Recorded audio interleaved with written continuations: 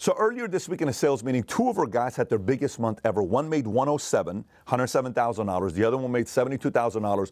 The one that made 107, great attitude, upbeat, future looks bright. The 72 was a little bit down. The 107, after they had their biggest month ever, he took his wife and himself to a nice football game. They went to a nice vacation. They had a great time.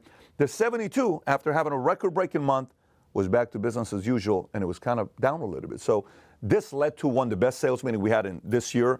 And it brought out two issues with salespeople and business people that I want to talk to you about here today. So here's what it is. Number one, 72, he's having record-breaking months after months after. He's never made this kind of money before, ever. He's never made this kind of money before. He makes 72. I ask him, so how did you reward yourself? He says, what do you mean? I said, what did you do? When you have made this kind of money, did you take your wife out? Did you kids? Did you go do something for yourself? Is this the most savings? It's the most savings I've ever had. I've never made this kind of money. So did you go to a dinner together? No. Did you go buy something for your wife? No. Did you do something? Nothing. I said, so if you make this kind of money and this kind of success and you don't reward yourself, your psyche doesn't see the value of you working hard the next time, because what are you doing this for? I said, so, okay, maybe you're doing this long term because you're trying to save up for a down payment for a house, or you're trying to save up for, he says, no, nothing. I'm just working to make money. I said, if you go with that approach, here's what's going to happen to your income. It's going to go back down.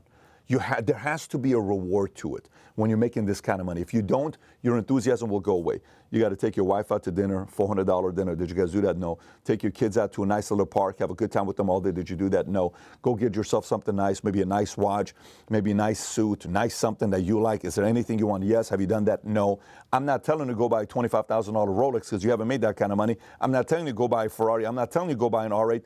I'm telling you to go do something to reward yourself. So that's one of the mistakes. By the way, that mistake is about 5 to 10% of salespeople that make this mistake after they're winning. For me, when I was coming up in sales, I was from this mindset, work. Then one guy said, you got to add some rewards, because if you don't have new rewards and you replace them every time, you're going to hit a plateau. So I'm coming up, I said, if I get to 6 figures and I got some money in the bank, I'm going to go to New York, and I'm 23 years old at the time.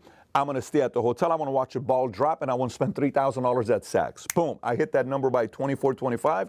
I go to New York. I stayed at the hotel. I watched the ball drop. I celebrated New Year's Eve with two of my friends. Went to Saks shop. I remember the purple shirt I got. I remember exactly what I bought. Came back. The next one, if I have $100,000 in the bank, I'm buying an S600. I did. If I have $250,000 in the bank, I'm buying an Escalade and a Harley. I did. Everything was tight. I just bought a nice boat, a yacht, and I just bought a nice Ferrari.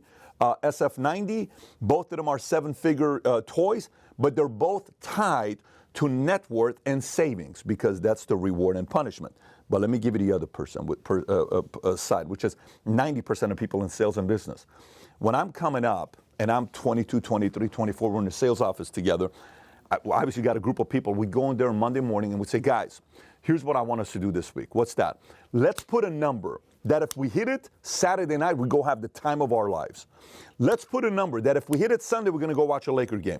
Let's put a number. If we hit it, we're going to go do XYZ. So everybody's like, yeah, let's do that. 5 sales, 10 sales, whatever the number is, we'd put it up there. Then Saturday night would come. Couple of the guys who didn't hit their goals, they'd be at the office like, I didn't hit my goal. Like, okay, great. The other guys who hit their goal, oh, great, let's go out. There was always one or two of the guys, whether they hit the goal or not, they wanted to still go party. Whether they hit the numbers or not, they still went and partied. Do you know what happened to every one of those guys that would reward themselves whether they hit the numbers or not? None of them made it past 2-3 years in the business, because psychologically, your standards are low. You're so easy on yourself.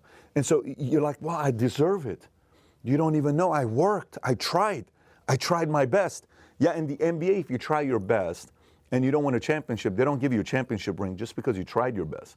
In the world of business, just because you tried your best, that doesn't mean you end up building a nice big business that helps you become financially free and your dreams become a reality. You have to hit numbers, and you got to perform. So if you're watching this, there's a very high likelihood, if you're in business and sales, you're either in this category or this category, but odds are 90%, 95% are in this category because their standards are too low. Take inventory of yourself and ask yourself, one, I've plateaued. I was killing it, but I've plateaued. Do you have 3 new goals that you have to hit? No. Maybe you need to come up with new 3 goals that excite you, put a number to it, go hit them, and have your goal, whatever that thing is, to reward yourself. On the other side, are you somebody that you don't even do goals because whether you hit them or not, you're going to reward yourself Saturday and Sunday anyways? Maybe you got to get a little bit tougher on yourself. A quote that made me look at business in a complete different way was the following quote. It said, the harder you are on yourself, the easier life will be on you. Let me say that one more time. The harder you are on yourself, the easier life will be on you. Now, some YouTube philosophers will tell you the complete opposite. Be easy on yourself. Life is tough. Don't be so tough on yourself. Life is so tough, right? Yeah, you're right. I'm just a little too tough on myself. You choose whichever philosophy you want to buy into. I can tell you 20-something years ago which philosophy I bought into. And I know it's an annoying philosophy to say the tougher you are on yourself, life is easier on you, but it's just the truth. And I'm not talking about critical. I'm such a loser. I'm such an idiot. I'm not talking about that. I'm talking about, I think you can do more. I think you can push harder. I think you can make 30 more calls. I think you can run 5 more appointments. I think you can do more next week to hit that goal. I think you need to do better to get that goal that you want to get yourself. I'm talking about that. Not critical, not name calling, not down, none of that stuff. It's about a little bit tougher about the expectations being higher of what you can do performance-wise in order to reward yourself. Having said that, if you enjoyed the video, give us a thumbs up and subscribe to the channel. I got another video I want you to watch.